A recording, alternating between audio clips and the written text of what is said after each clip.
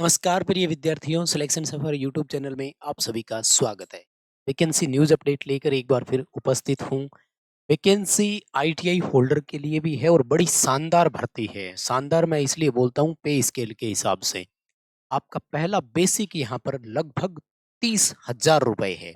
Recently जो BHEL ने आपको पे स्केल दिया था 29,600 का, ये लगभग 29,450 के आसपास आपका बेसिक यहाँ भी है। पूरी डिटेल से खैर बात करूंगा, इसके लिए आपको पूरा कंप्लीट वीडियो लास्ट तक देखिए। भर्ती से जुड़े हुए हर एक सवाल पर चर्चा होगी। क्वालिफिकेशन क्या है और अदर क्राइटेरियाज क्या क्या है, सिलेक्शन की प्रोसेस क्या रहेगी, सिलेबस, एग्जाम पैटर्न, इन सब पॉइंट्स पर होगी चर्चा। एंड वेरी इंपॉर्टेंट है कि भाई आईटीआई लेवल के लिए इस तरह की वैकेंसी आना, फिर रोजगार मिलना चाहिए हमें, और क्या सरकारी है, पूरी तरह इस पर भी चर्चा होगी। केंद्र सरकार के अधीन चलता है ये, तो केंद्र सरकार का इस पर पूरी डिटेल से। चैनल से पहली बार जुड़े हैं तो सब्सक्राइब कर लीजिए। हम इसी तरह का अपडेट, कंटेंट और न्यूज नोटिफिकेशन इस चैनल पर भी प्रोवाइड करवाते हैं। डिस्क्रिप्शन में लिंक है, हमारा टेलीग्राम ज्वाइन कर लीजिएगा, वहां पर आपको अपडेट देते रहते हैं। आइए इस वैकेंसी पर एक नजर डालते हैं। देखो, बहुत सारे बच्चे जो जानते हैं वो तो जो ये मिल्मा का लोगो देखते ही पहचान गए होंगे। मिल्मा का लोगो बहुत सारे बच्चे पहचानते हैं, लेकिन पूरा क्या है वो बता देता हूँ। तो ये है Malabar regional cooperative milk producer union limited. जैसे मतलब कहने का मतलब डेयरी विभाग की भर्ती है ये। और वैसे केरला है वहां से, लेकिन जहां कहीं भी मिल्मा की यूनिट है वहां वहां आपको पोस्टिंग मिल सकती है। तो देखो, अब वैसे तो कई कहेंगे कि बहुत दूर है, जैसे मैं राजस्थान और इनकी बात करूं तो, लेकिन जब इसरो में वैकेंसी करने के लिए आप कहीं भी जा सकते हैं तो फिर यहाँ भी जा सकते हैं। खैर, डिटेल से बात करते हैं, आइए। ठीक है। अ, ये है ना, पहले तो पूरा डिटेल बताऊं आपको मैं है क्या। तो गवर्नमेंट ऑफ इंडिया का जो एग्रीकल्चर स्किल काउंसिल है ना, उनका, और गवर्नमेंट ऑफ इंडिया का ही food safety standard authority of India, ये जो डिपार्टमेंट है ना, इनका एक तरह से सर्टिफाइड यूनियन है ये, तरह से, या सर्टिफाइड एक तरह से लिमिटेड कंपनी तरह से है, जिस पर गवर्नमेंट ऑफ इंडिया के ही रूल रहते हैं। इसमें रिजर्वेशन की बात आएगी तो मैं बताऊँ। ठीक है। और आईटीआई वालों के लिए जो इसमें पोस्ट है वो मैं आपको सबसे पहले बता देता हूँ। कौन कौन अप्लाई करेगा वो मुझे जरूर बताइएगा, बाकी डिग्री के हिसाब से, है ना। तो इसमें है आपका, ये रहा भाई, टेक्नीशियन वाली कैटेगरी में है आपका। ठीक है ना, सॉरी, यहाँ से है post number 7, non officer category है। नो डाउट, नॉन एग्जीक्यूटिव भी बोल सकते हो, कैडर रहता है, इसको कैडर काउंट करते हैं। टेक्नीशियन ग्रेड सेकंड के नाम से वैकेंसी है यहाँ पर आप सबके लिए, जिसमें MRAC, मैकेनिक RAC वाले बोल देना, उनकी है। और यहाँ पर जो उनकी नंबर ऑफ वैकेंसी है ना, टोटल 4 सीट है भाई। 3 अनरिजर्व की है और एक SC ST की है, मतलब दोनों में से जो भी बच्चा टॉपर रहेगा उस कैटेगरी को ले लेंगे। 29,490 रुपए बेसिक है। मैंने वीडियो इस पर्पज से भी बनाया है, ये वाली बेसिक ITI होल्डर्स को रेयर चांस है कहीं मिले। हाँ, रिसेंटली BHEL ने आपको जरूर दिया था 29,600 या 29,500 के आसपास। UPPCL, UP RONL TG2 हमारे लिए सबसे बड़ी भर्ती होती है, जहां 27,400 के आसपास आपका बेसिक होता है, और कहीं नहीं है अपने भारत में। आप पूरे देख लेना कहीं। इसलिए मैं ये चाहता हूँ कि अगर कोई 4 बच्चे भी लगते हैं तो यार कम से कम ITI बेस पे वो तो एक अच्छे खासे पे स्केल पर लगे। ध्यान रखना, मैं इस वीडियो का पर्पज पहले जाहिर कर देता हूँ, क्योंकि बहुत सारे बच्चे कहेंगे 4 सीटें हैं, इतनी दूर है, वहां कौन जाएगा, ये वो। जो जाएगा, जो एलिजिबल है, हमारे पास केरला, आंध्र प्रदेश, वहां के बच्चे भी देखते हैं। तो उन 4 बच्चों का भविष्य तो बहुत अच्छे तरीके से लगे ना भाई, इस बेसिक पे। ये बहुत बड़ी सैलरी है, क्योंकि इस पर आपको DNS अलाउंस एंड ऑल सारे मिलते हैं। बहुत बड़ी बात हो जाती है। क्राइटेरिया क्या है? कुछ नहीं है, NCVT ट्रेड से सर्टिफिकेट होना चाहिए। मैकेनिक RAC में आपका NCVT से ITI किया हुआ होना चाहिए बस। और इसके लिए 1 साल का आपके पास एक्सपीरियंस, और सॉरी, अप्रेंटिसशिप, और दूसरा है 2 साल का आपका एक्सपीरियंस, जो एक रेपुटेड इंडस्ट्री हो, कोई भी मतलब प्राइवेट इंडस्ट्री का हो तो वो भी चलेगा यहाँ पर। ठीक है, तो ये क्राइटेरिया। अब आ जाइए अगला, देखो इलेक्ट्रिशियन वालों के लिए। तो electrician grade technician grade second electrician की टोटल 9 सीटें हैं यहाँ पर।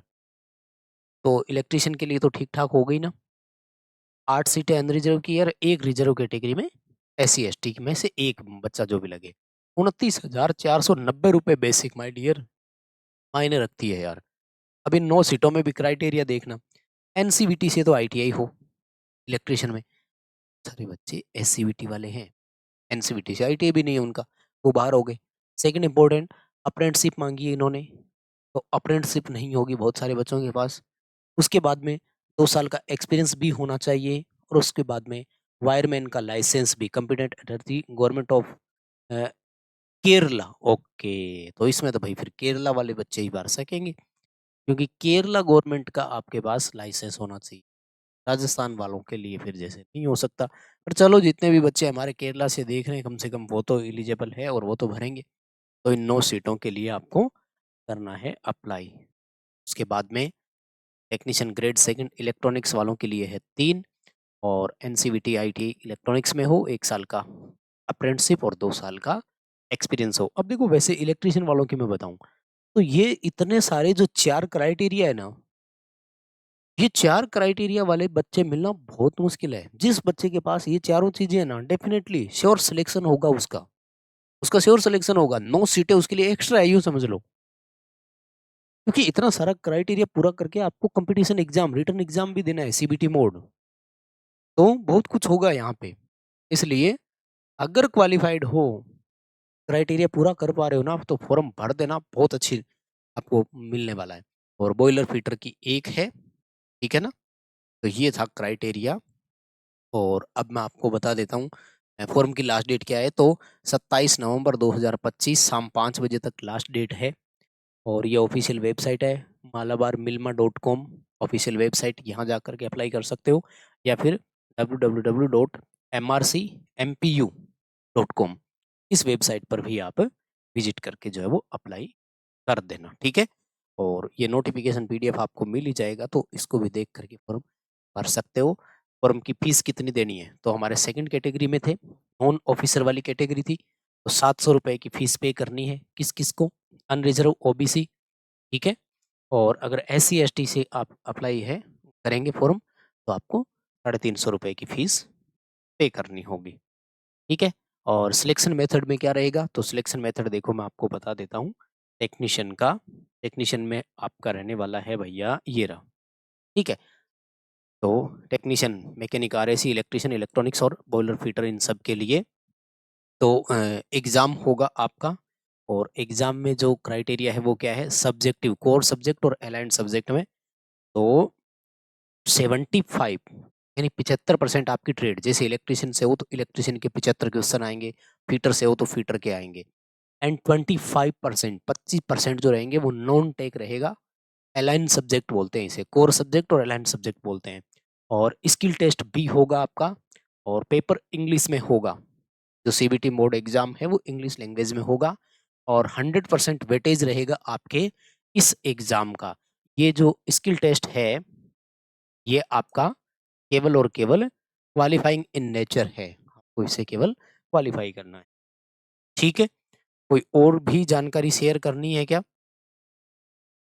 और एग्जाम के लिए तो ध्यान रखना, 1/4 नेगेटिव मार्किंग भी रहेगी, 0.25 मार्क्स की, और लगभग 2 घंटे का समय आपको मिलेगा, आपकी कैटेगरी पर डिपेंड करेगा, है ना।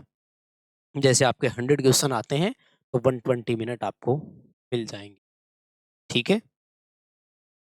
और पोस्ट वाइज रेशियो और वो है कि कितने गुना बुलाएंगे, तो इलेक्ट्रिशियन वालों के टेक्नीशियन में 3 गुना बुलाएंगे स्किल टेस्ट के लिए,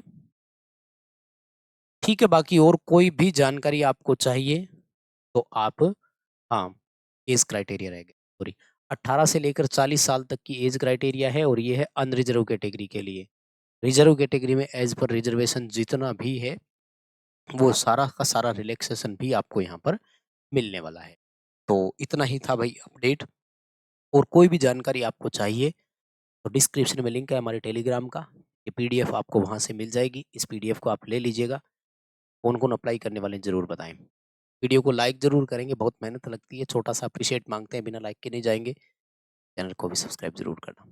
बहुत धन्यवाद। Thank you very much.